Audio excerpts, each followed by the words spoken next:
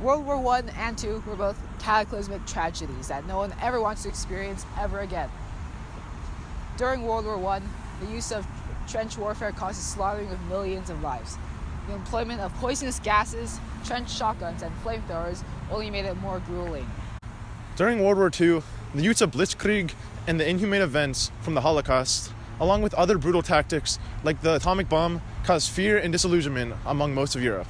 However, as the baby boom of the 60s occurred, people began to realize that if they wanted a safer world for their children, they would have to be the ones to create it. Unfortunately, the Cold War. The Berlin Wall oppressing those of East Germany, the fear from the Cuban Missile Crisis, and all those who had died in the Vietnam War were all tragedies from the Cold War.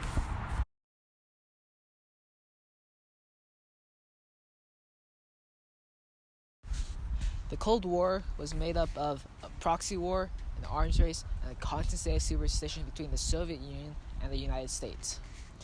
However, the new leader of the Soviet Union, Gorbachev, wanted a safer future and a more peaceful relationship between the West and the Soviet Union. The effects of Glasnost brought around political reforms and individual freedoms in all of Western Europe.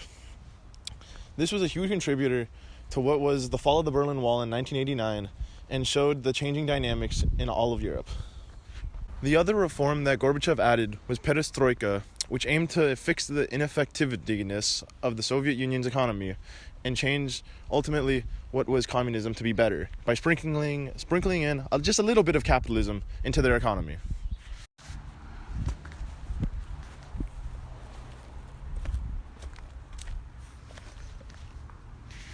With the combination of Glasnost and perestroika, it set into motion a series of political changes and social movements that ultimately severely impacted the Soviet Union's power. So while the Cold War brought around many negative consequences, like conflict, loss of life, and oppression, Gorbachev's reform offered a glimmer of hope and paved the path for the end of the Cold War and the shaping of the modern world. With that done, how did we get here today? Although the Soviet Union and the Cold War may have not directly caused the creation of the European Union, it did have a significant impact on it. European countries realized that they didn't want to have another crisis between the Soviet states and Western Europe again. So they created what is known as the European Union. The Maastricht Treaty in 1993 set a remarkable stage towards European unification. It did this by creating a single European currency, the euro, and by initiating foreign security policies throughout Europe. The Maastricht Treaty eventually led to the creation of the European Union, which its ultimate goal was to eliminate trade boundaries between all European countries. The Schengen Agreement, established in 1995, was a monumental step towards a borderless Europe. It brought together 26 European countries, creating the Schengen area, where internal borders became a thing of the past. The Schengen area comprised most of EU countries, along with Iceland, Norway, Switzerland, and Liechtenstein, became a haven of seamless travel. Travelers could now embark on unforgettable journeys, unrestricted by passport checks or border controls. The Schengen visa simplifies travel logistics and allows visitors to immerse themselves in the rich diversity of Europe without bureaucratic hindrances. However, it's important to be aware of certain regulations and requirements within the Schengen area. Travelers must respect restrictions on the import and export of goods, and it's advisable to carry identification at all times. Furthermore, individuals with specific medical conditions and disabilities should ensure that they have necessary documentation and assistance during their travels. Applying for a Schengen visa is a straightforward process, but it's essential to understand the required documents and the time frame for the application processing. The documentary will guide you through the steps of it.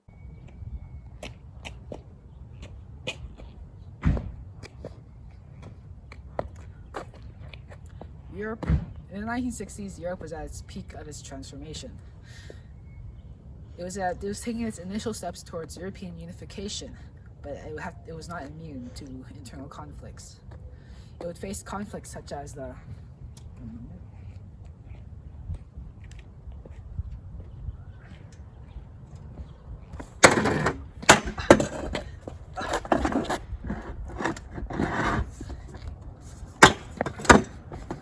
anti-chair crisis. This was truly a crisis. After the devastation of World War II, European leaders realized that they had to implement stability, peace, and economic integration within Europe. This led to the creation of the European Economic Community. The European Economic Community, or the EEC, was its initial steps towards a more integrated Europe. The Treaty of Rome laid foundation for a united Europe, promoting economic cooperation among its member states. Here's another example of cultural integration. Here we have KFC, Korean fried chicken, cultural integration. As the EEC evolved, tensions rose between the member states. They started to disagree on the decision-making processes and the balance of power. This would eventually lead to the crisis that is known as the empty chair crisis. In July 1965, President de Gaulle's empty chair strategy shocked Europe as France boycotted meetings, symbolizing their absence. The empty chair crisis represented a paradox in Europe's quest for unity. It demonstrated the continent's ability to address internal conflict and its challenges in finding common ground. Voudraient ou voudront entrer dans le marché commun. Il faut convenir que l'entrée de la Grande-Bretagne d'abord, et puis ceux de ces États-là, changera complètement l'ensemble des ajustements, des ententes, des compensations, des règles qui ont été établies déjà entre les 6, parce que tous ces États, comme l'Angleterre, ont de très importantes particularités. Alors, c'est un autre marché commun dont on devrait envisager la construction. Mais celui qu'on bâtirait à 11, et puis à 13, et puis peut-être à 18, ne ressemblerait guère, sans aucun doute, à celui qu'on bâtit les 6. D'ailleurs, cette communauté, s'accroissant de cette façon, verrait se poser à elle tous les problèmes de ses relations économiques avec toutes sortes d'autres États, et d'abord avec les États-Unis. Il est à prévoir que la cohésion de tous ces membres, qui seraient très nombreux et très divers, n'y résisterait pas longtemps. Et qu'en définitive, il apparaîtrait une communauté atlantique colossale, sous dépendance et direction américaine, et qui aurait au fait d'absorber la communauté de l'Europe. Europe embarked on a journey to find inner peace within itself through difficult negotiations, and it found out that it had to seek balance between the national states through unity. The empty chair crisis showcased Europe's commitment when it came to resolving issues within. It also showed its fragility when it came to what each sovereign nation wanted. In the end, this crisis was resolved by the Luxembourg Agreement, where they gave France what it wanted, but then overall it led to stronger political reforms in the decision-making and an increasing cooperation between the member states. Back in December of 2015, a group of guys came together, a group, one could say, of a very large amount of people, of 195 countries. They came together and collectively said, the world is going to die very, very soon, as a matter of fact. So, due to global warming, they made what is known as the Paris Agreement in a way to combat this gigantic crisis. This agreement called for countries to come together and strengthen their commitments over a long period of time. This is shown as they have to come together every 5 years and talk about how they are gradually decreasing their own emissions in their countries to better, let's say, make the world better. The Paris Agreement not only serves as a roadmap for combating climate action that might eventually kill us all, but it could really show the potential of Europe actually unifying within these next 30 years. As Europe demonstrates its ability to combat actions that are very life-threatening and prone to our living well-being, this shows how they can have shared values and common goals that can ultimately strengthen and unify all of Europe.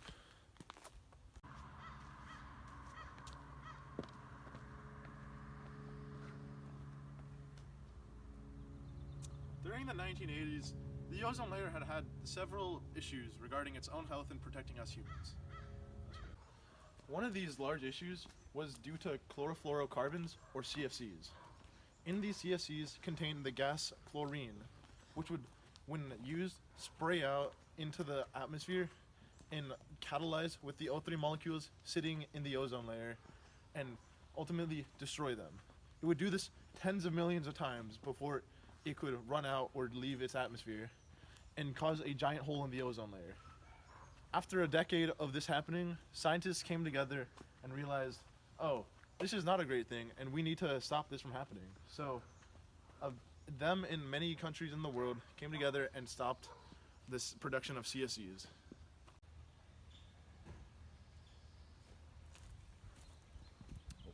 Despite the banning of CFCs, the chlorine molecules that were still in the atmosphere persisted and kept draining the ozone layer.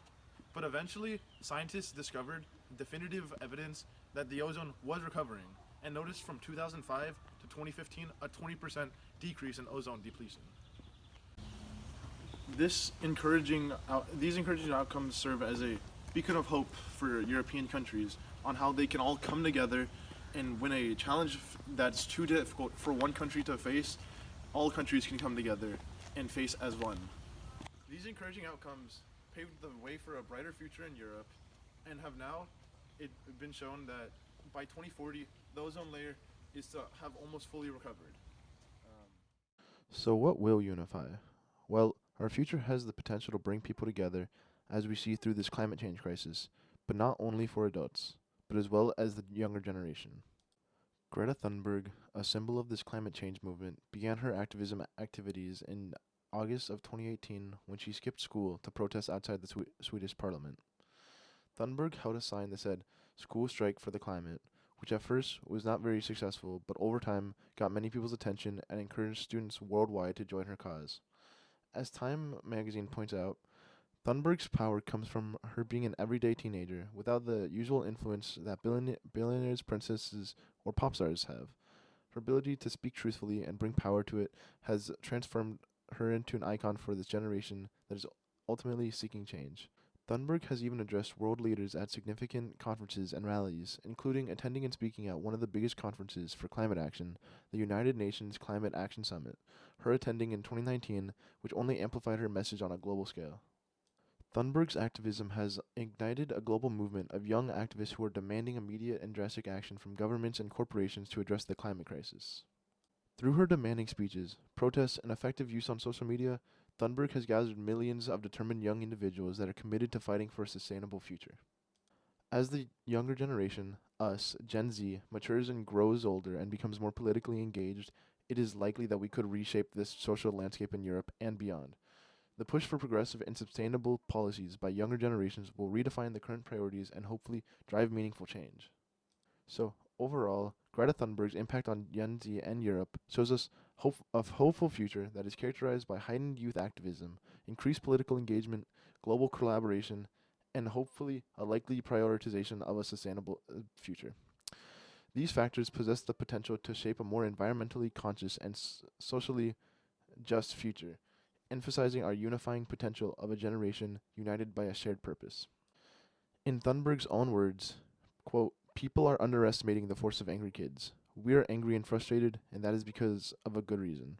If they want us to stop being angry, then maybe they should stop making us angry." While the European Union has made significant strides towards unity, there must come significant challenges that hinder the foreseeable future of Europe. Conflicts and events such as Brexit and Russia's actions continue to test the EU's cohesion and raise concerns about its future. The decision of the United Kingdom to leave the European Union, known as Brexit, has sent shockwaves through Europe, through the EU.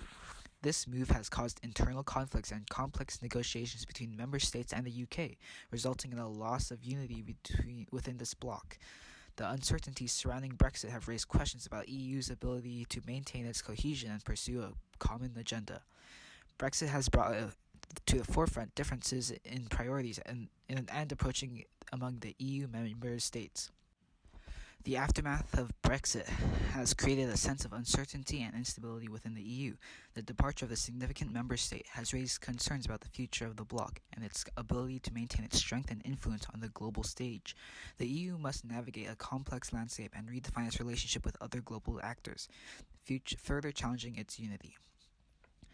Although Brexit has created a negligible amount of uncertainty in foreseeing the future of Europe, it also serves as a cautionary tale to other member states, as Brexit faces considerable repercussions for their actions, as they now have to single-handedly face political instability between Ireland and Northern Ireland.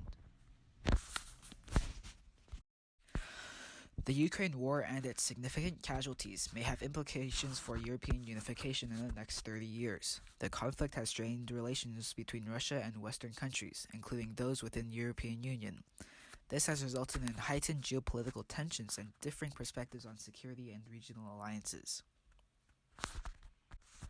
The conflict has exposed divisions within the EU itself, with member states holding differing views on how to address the situation. Some countries may prioritize their own national interests and security concerns over deeper integration within the EU. This could hinder progress towards European unification, as achieving consensus and cooperation among the member states on various political, economic, and social issues becomes more challenging. Furthermore, the conflict in Ukraine has raised questions about the EU's ability to effectively respond to security challenges and maintain a united front in the face of external threats. Disagreements over the appropriate response to Russia's actions in Ukraine may lead to fractures within the EU, making it more difficult to achieve a cohesive and unified Europe. The ongoing conflict has strained relations between Russia and the EU, creating an atmosphere of mistrust and potentially hindering future cooperation and integration efforts. The EU's relationship with Russia is an important factor in shaping the overall geopolitical landscape of Europe, and the conflict in Ukraine could have long-lasting repercussions on this front. Therefore, while European unification may still be a goal for some, according to Guy Falconbridge, these tactics have diminished Russian forces and munition stockpiles to a level that, bearing an unforeseen recovery, can exhaust Russian units and frustrate Moscow's war aims, resulting in a protracted war beyond 2023. This quote highlights the assessment that the conflict in Ukraine is likely to continue beyond 2023 and suggests that it could potentially hinder any immediate prospects of the European unification. However, one can say that the Ukraine war will cause the majority of European nations to side with one another by finding a common enemy, Russia. Ukraine has already received lots of support from Elon Musk in America, who says that roughly 20,000 Starlink satellites units have been donated to Ukraine. With Musk tweeting on Friday, the operations has cost SpaceX $80 million and will exceed $100 million by the end of the year. And the EU has committed €5.6 billion to date in military assistance financing Ukraine, including €3.1 billion for lethal equipment, €300 million for non-lethal supplies, and €2 billion to provide Ukraine with 1 million rounds of ammunition. So what now? According to the European Union, its aims are to promote peace, offer freedom, security, and justice without internal borders, establish an internal market, protect and improve the quality of the environment, promote scientific and technological progress, combat social exclusion and discrimination. These principles are based off the Treaty of Lisbon. The Treaty of Lisbon, signed on December 13, 2007, is an international agreement that made significant changes to the functioning of the European Union. It aimed to reform streamline the EU's institution and the decision-making processes to enhance the organization's efficiency and democratic legitimacy. The treaty entered into force on December 1, 2009, after being ratified by all EU members.